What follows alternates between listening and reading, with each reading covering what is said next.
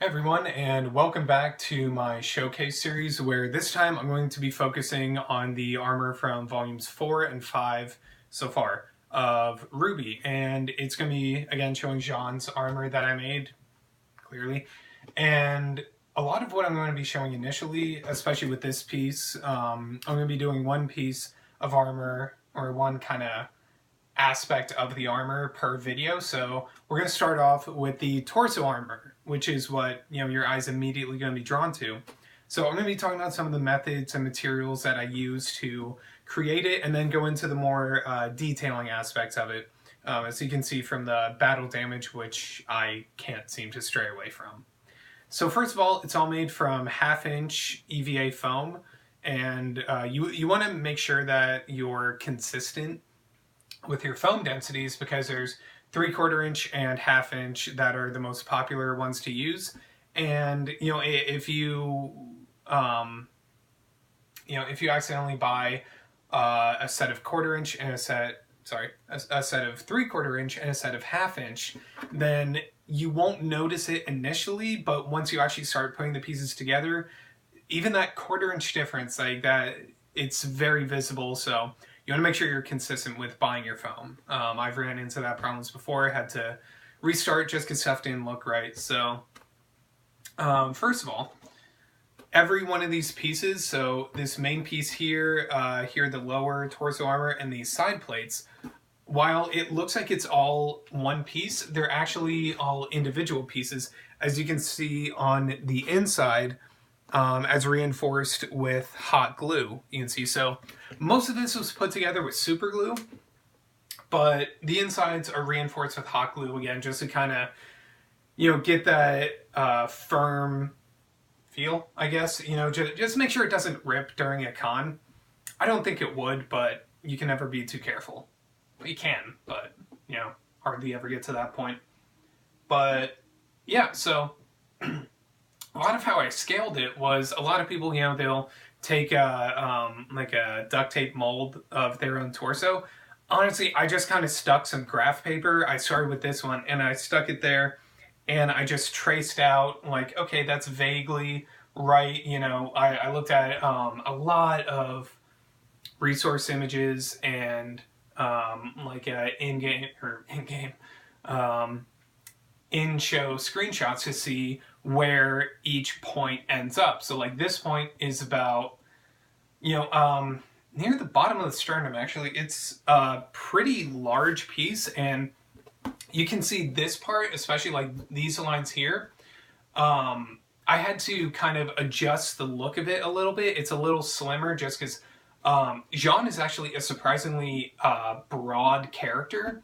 So I'm a little narrower, so I had to kind of slim it down a little bit, just because like he actually has very wide, imposing shoulders, and like the chest follows, so you get a kind of wider, more smushed, well, not smushed, but just like better form-fitting armor in the show. Where transferring to the real world, I had to kind of tweak the design a little bit. But I really, my main point was that I did not want to have a zipper or any obvious seams, because I thought that would break the illusion too much. So honestly, this piece just fits right over my head. I usually need at least one person to help me with that. I could get it on and off on my own, but it's not worth it. Just I really need someone else to help me out. So yeah, once I sketched out all the designs, I started gluing it together. And the trim here, you can see it is raised. It's not just painted on, so that's good.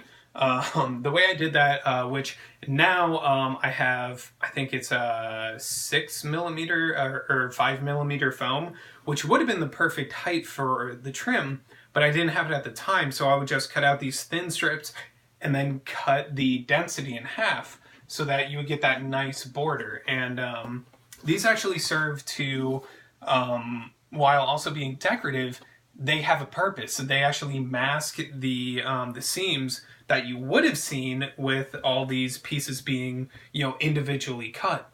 So since these lie on top, you don't really see that.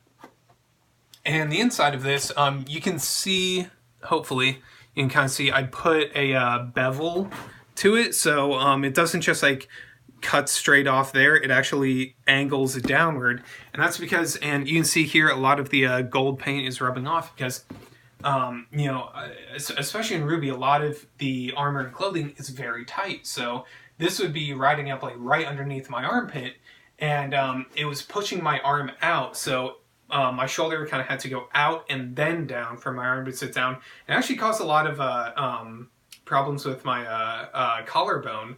Like it was just kind of stretching it wrong. So I just shaved it down a little at that angle so my arms could fit a little more comfortably. And then I just did that with the other edges for consistency.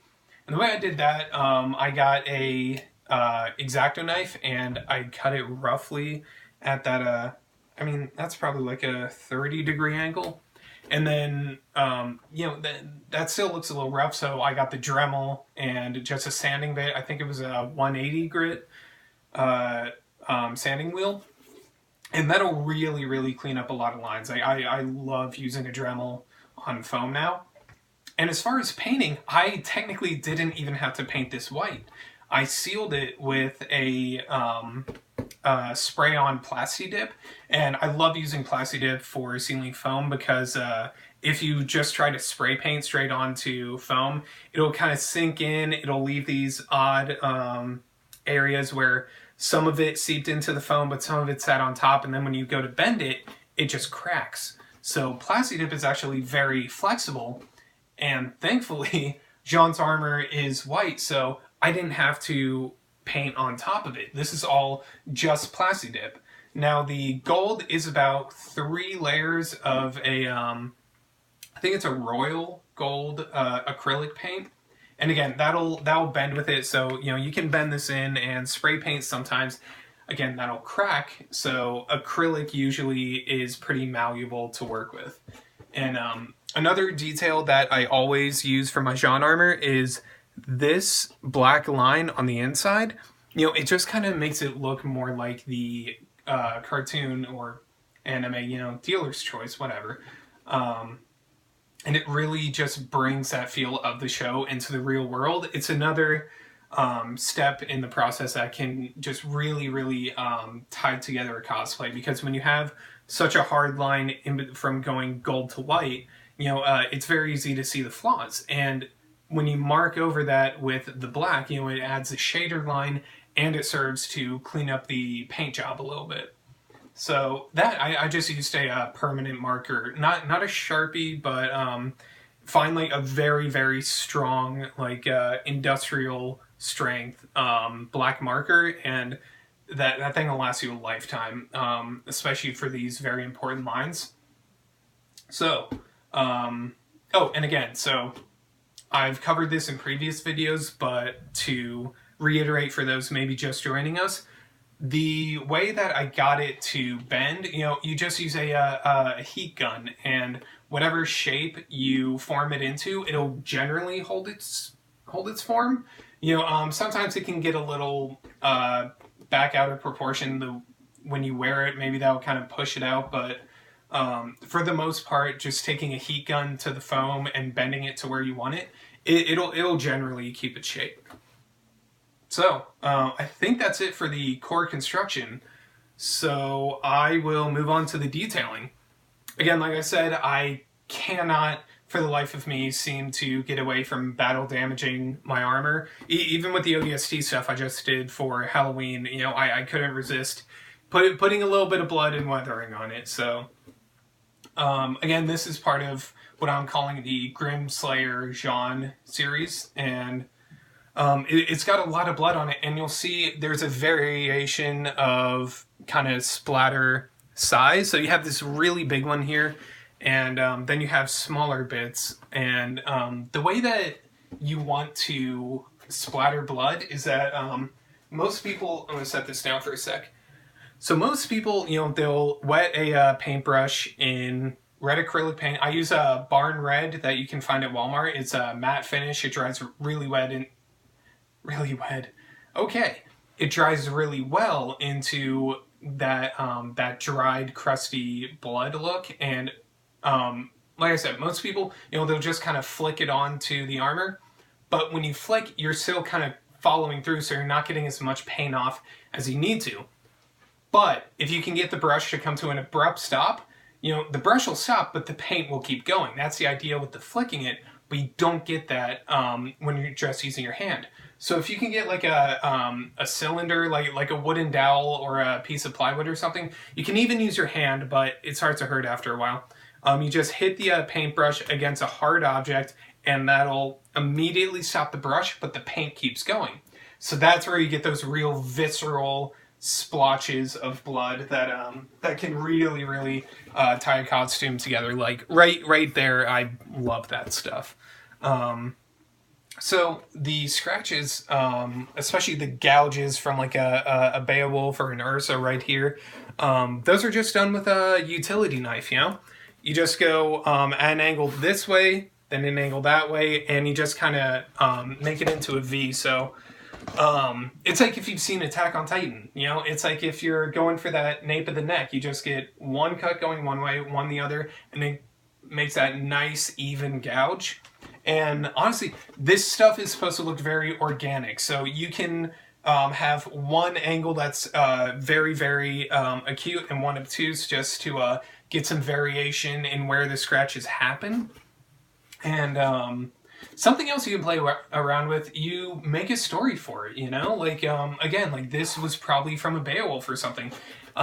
These are actually my favorite because it's the one piece of battle damage where the blood is not from a Grim. It's actually like these 3 points. I'm thinking, Beowulf's again. Something really clawed into the back, and then you can see the blood dripping all the way down. That's actually my favorite bit right there, because I haven't done anything like that where I cut all the way through the armor before. And I think it turned out really well. So, honestly, that'll pretty much do it. And, don't be afraid to have fun with it. That being said, when you go in with the gouges here, or if you even do some of the smaller ones over here, make sure that you're following through. Like, right here, that one. So it's not just going to cut in here and then go up and then down. It's going to cut cleanly through the entire surface of the armor so you can really see the depth in it. And then you want to hit it with whatever metallic you imagine being underneath it. So for this, I use kind of a gunmetal because I wanted to get the more gritty, not realistic look, but the kind of a darker feel to it. So it's got a really deep, dark metal to it. And you can see it well in the real world. I'm sorry that this isn't exactly the ideal camera setup, but all in all, I really think this came together well. If you want to see any pictures of it that I have of the full armor, I have some pretty good ones on my Instagram. That's mainly where I post stuff. It's Mad Props Armory with a underscore between each word.